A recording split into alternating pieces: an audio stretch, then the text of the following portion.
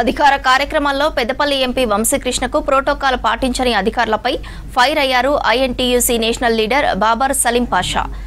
పదే ఎంపీ వంశీకృష్ణ పర్యటనలో అధికారులు నిర్లక్ష్యం వహిస్తున్నారని, వీరిపై చర్యలు తీసుకోవాలని డిమాండ్ చేశారు.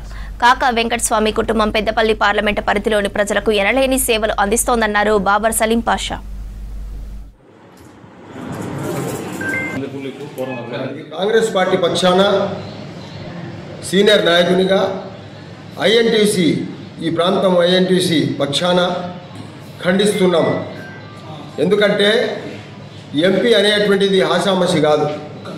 కేంద్రంతోన రాష్ట్రానికి సైద్య కుదిర్చేటువంటి పదవులు, ఆ ప్రాంతాన్ని ఎదుగుదల తీసుకుపోయేటువంటి పదవి. ఒక స్థానికంగా ఒక ఎమ్మెల్యే తన కాన్స్టిట్యున్సీని కాపాడుకోవడానికి ప్రయత్నం చేస్తాడు. అదే విధంగా ఒక మెంబర్ ఆఫ్ పార్లమెంటు 7 కాన్స్టిట్యున్సీలని కాపాడుకోవడానికి ప్రయత్నం చేస్తాడు.